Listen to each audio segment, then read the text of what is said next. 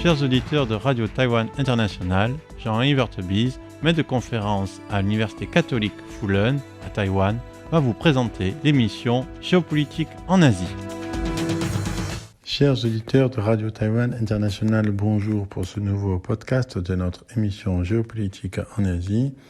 Nous allons revenir sur un événement des relations internationales et aussi un événement de géopolitique asiatique, mais qui concerne aussi l'Europe et la France au premier chef. Cet événement, c'est celui qui s'est déroulé la semaine dernière et qui est illustré par les photos que l'on peut apercevoir sur le quai d'Orsay, donc sur le fronton, sur la palissade du ministère des Affaires étrangères, après le quai Branly, entre le quai Branly et la Tour Eiffel, à côté de l'Assemblée nationale. Ce sont des photos qui sont des instantanés de la rencontre entre la France et l'Inde, avec la réception du président indien Narendra Modi en France et particulièrement lors du défilé du 14 juillet. Alors, comment comprendre ces relations entre la France et l'Inde ? Comment comprendre l'attachement de l'Inde à la France et inversement, l'intérêt de l'Inde pour la France, l'intérêt de la France pour l'Inde?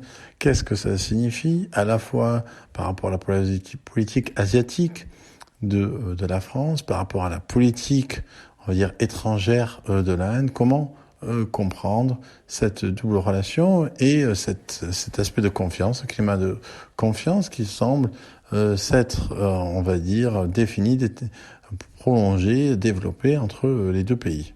Alors, la première chose qu'il faut dire, c'est que, évidemment, cette relation de confiance, du point de vue indien, elle est basée sur le fait que la France n'est pas l'Angleterre, la France n'est pas une ancienne puissance coloniale, la France jouit d'un statut qui est celui donc d'une puissance qui n'a pas colonisé l'Inde, qui en même temps était présent en Inde. On sait que la France est très présente dans le sud de l'Inde et qu'elle a eu aussi des comptoirs en Inde, mais elle n'a pas eu évidemment le même pouvoir colonial que l'Angleterre, qui a donc colonisé l'Inde pendant 1 ou 2 siècles.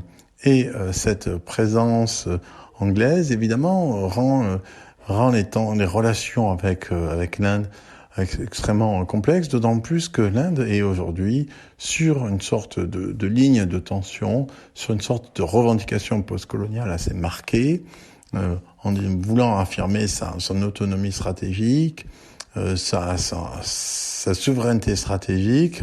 L'Inde, évidemment, ne va pas choisir un partenaire qui pourrait lui rappeler ces années de soumission, et donc l'Angleterre et la relation avec les États-Unis, elle existe, mais cette relation avec les États-Unis, elle est en fait toujours compliquée.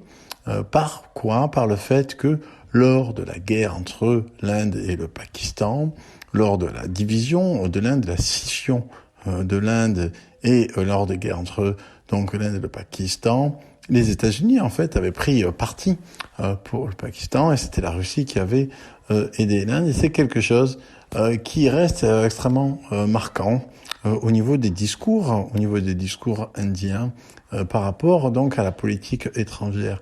La France se trouve donc dans une position privilégiée de ce point de vue-là, n'étant ni l'Angleterre ni les États-Unis, mais tout en restant une puissance d'envergure, et notamment, bien entendu, sur le plan de l'industrie militaire. Il est en effet évident que du point de vue indien, ce qui est intéressant dans le rapport avec la France, on sait qu'il est extrêmement orienté à travers l'industrie de l'armement, la vente des Rafales, sans doute aussi la vente de sous-marins, Scorpène. Donc c'est des relations qui sont liées à l'industrie militaire et qui aussi permettent à la France de se projeter dans son industrie militaire, permettent à la France d'avoir un rayonnement au niveau de son appareil de défense qui est beaucoup plus large que celui qu'elle a eu jusqu'avant. Et donc l'Inde est devenue un client de premier choix, un partenaire de premier choix. Et il y a un autre point de convergence entre l'Inde et la France qui explique leur relation. C'est que, en fait, l'Inde et la France, à des degrés divers, même si évidemment ce sont des puissances très différentes en termes évidemment de démographie, c'est pas la peine de souligner, en termes de territoire. L'Inde est aussi encore un pays en développement.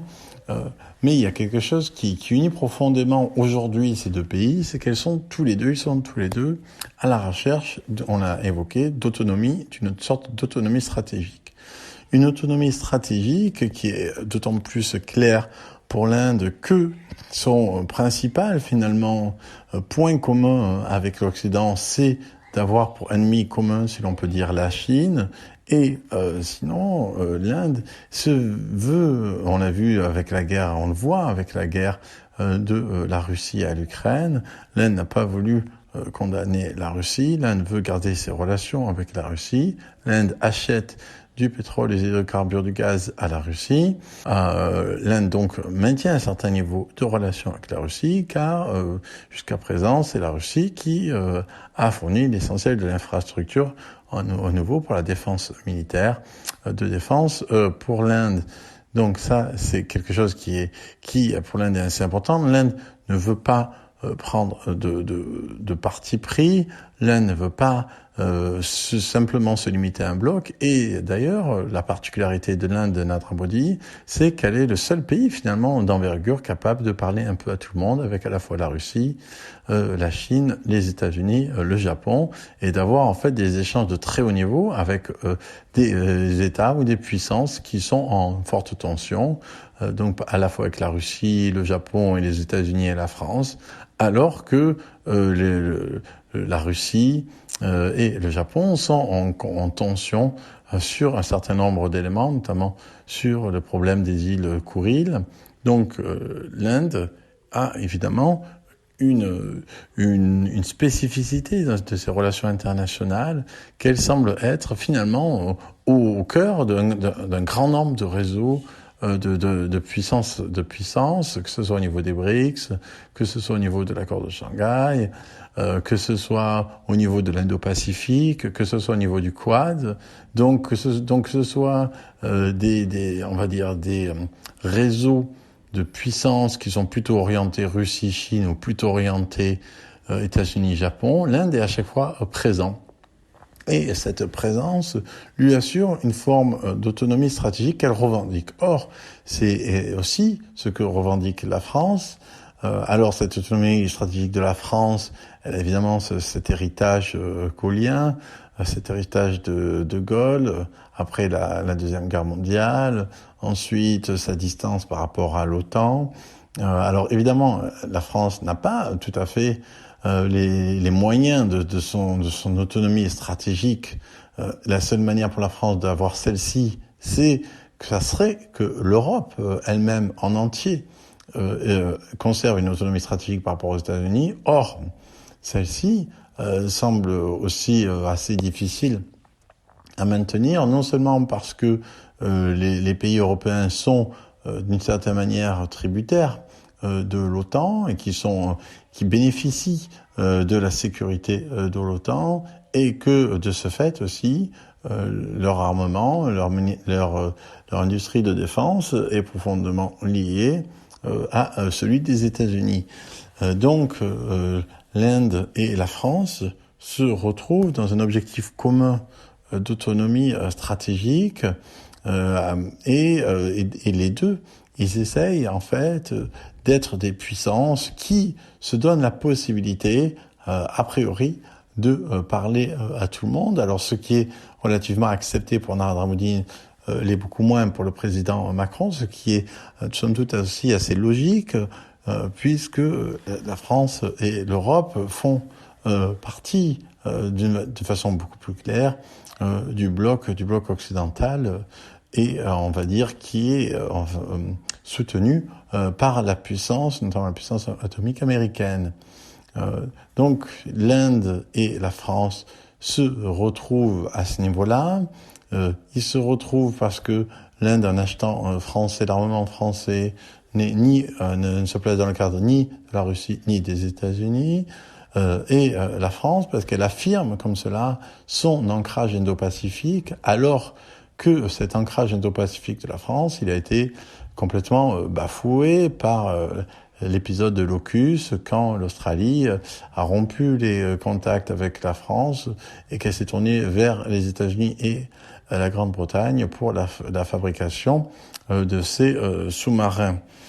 Donc la relation entre l'Inde et la France, finalement, sont aujourd'hui sur une pente ascendante et celles-ci ne peuvent que se renforcer dans la mesure où cette volonté d'autonomie stratégique trouve des deux côtés son répondant. Si ce n'est que la guerre de la Russie en Ukraine crée une zone de tension qui n'était pas si évidente maintenant. Et il est évident que du point de vue de l'Inde, sans doute, il va y avoir une nécessité de plus en plus de devoir choisir, d'autant que la Russie ne cesse de se rapprocher de la Chine, qui est aujourd'hui la menace principale pour l'Inde. C'était Jean-Yves Heurtebise dans son émission Géopolitique en Asie pour RTI.